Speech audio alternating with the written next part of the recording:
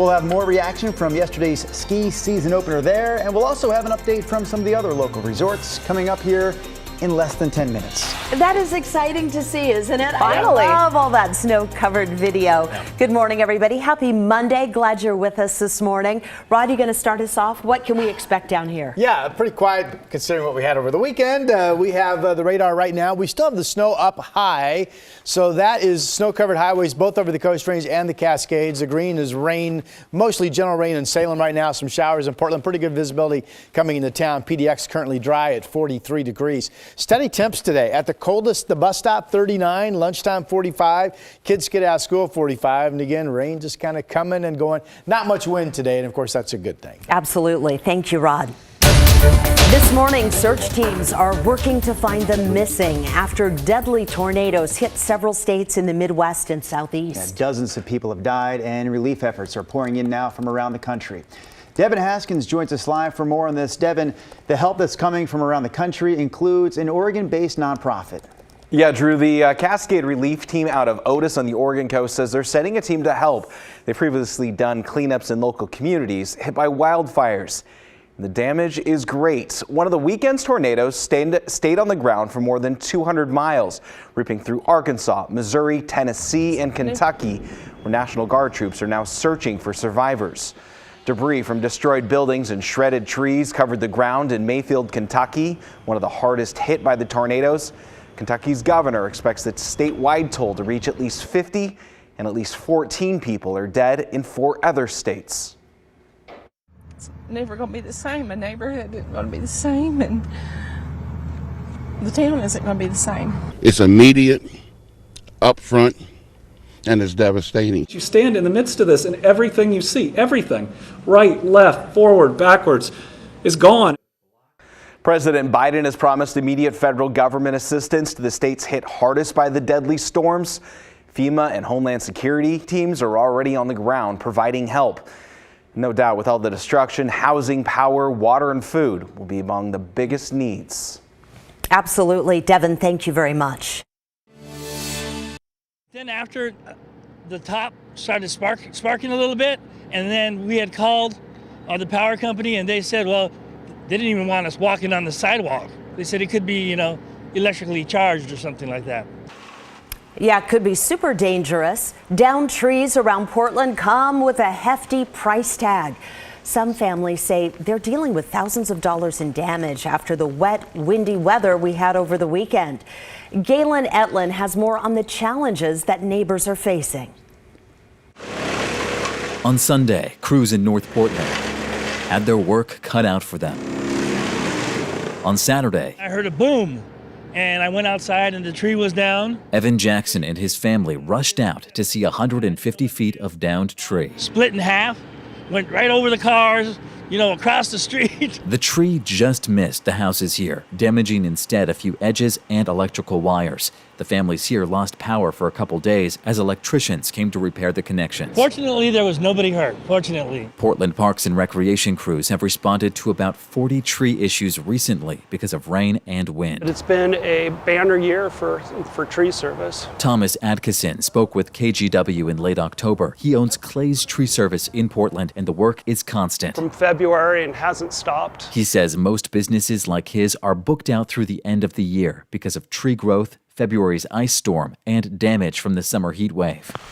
Trees also came down this weekend in Tigard. It damaged the fence, damaged the pool shed, and part of a cherry tree. Tony Rizzuto says he has preemptively removed 20 of these large cedar trees from his property, worried they'd fall down at some point. This one did, but did not hurt anybody. Very fortunate, very fortunate. Back in North Portland. Yeah, pretty wild. Evan Jackson says the mess will take a while to clean up and thousands of dollars to repair. He hopes this winter people are paying attention. And just be careful of what you do and check your trees. In Portland, I'm Galen Etlin for KGW News. 2 Portland police officers are on administrative leave this morning following a chase and a shooting in the Lentz neighborhood of Southeast. Saturday night around 8 o'clock, officers tried to pull a man over near Southeast 92nd and Schiller. He drove off and police followed until around Holgate and 88th, where they used a maneuver that caused the car to crash. Police say at some point shots were fired, but they're not saying if they were fired from the officer or the suspect or both. They say the man was reportedly armed and refused to get out of the car, which led to a standoff. He did finally surrender around 10 and was hospitalized with unknown injuries. Someone who lives around there says she was not surprised to hear about what happened. Because I don't know what it is about this neighborhood, but I think it's difficult for people, and people are going through a lot, and maybe they're not getting the help that they need financially or, in terms of mental health resources. As of this morning, that suspect remains hospitalized in police custody. Charges will be coming. Later this morning, a special session starts in Salem. State lawmakers are deciding what to do about the increasing need for rent assistance. Testimony about protecting Oregon tenants got underway in Salem remotely over the weekend. The state paused its rental assistance program 10 days ago because all the money had been spent. The legislature is thinking about giving folks waiting for rent assistance a longer safe harbor period. Right now, they can't get evicted for 60 days, and some lawmakers want to extend that. They're also considering allocating $225 million for rent assistance. That includes $10 million for a landlord guarantee fund to pay property owners if their tenant doesn't get financial help.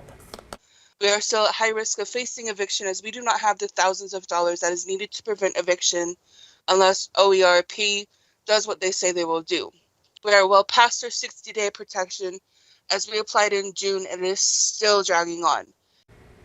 According to testimony from the Oregon Law Center, there have been more than 2,200 non-payment court evictions filed statewide since the eviction moratorium ended in June. Ski season has finally arrived on Mount Hood. You can see it right there. It officially began yesterday at both Mount Hood Meadows and Timberline. So ideally, of course, those resorts would open right around Thanksgiving. Better now than later, I guess. By the way, masks are no longer required on the lifts, but they are still required indoors. Meadows had limited lifts running for yesterday's opening, but more are expected to open up this week. Purchase those tickets in advance. That's the way that we're managing our visitation this year, and that means it's going to be a better experience for everybody when they come up on the mountain. At Ski Bowl, they've already been open for tubing, but night skiing starts up there on Wednesday, and opening day at Mount Bachelor is today. Rod, it's all happening because snow is falling still up on the mountains. So you're going to say, Rod, it's all happening because of the weatherman. Thank you very much. Okay.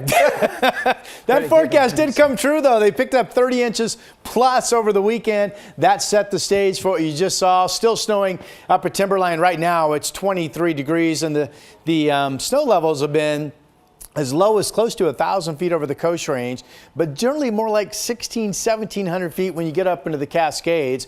You see this kind of turning out to sea. That's just a cold upper level trough that's going to continue to feed coming up from our southwest, these shots of moisture during the day. With those snow levels holding over the Coast Range passes, where it will be snowing up above 1,000 feet anyway, and also snowing up over the Cascades, and that's the blue color you see on the radar. It's mostly a gentle rain right now in Salem. We've had some light rain passing Portland. Just a couple quick verification looks at what the passes are. 29 degrees at Government Camp. ODOT's been out with a fresh plow, but obviously that's snow covered and somewhat slow going. And there's the temperature right about freezing, so kind of slow slush. Snow slush, if you will, over Highway 26, just about 1,400 feet going into the Coast Range.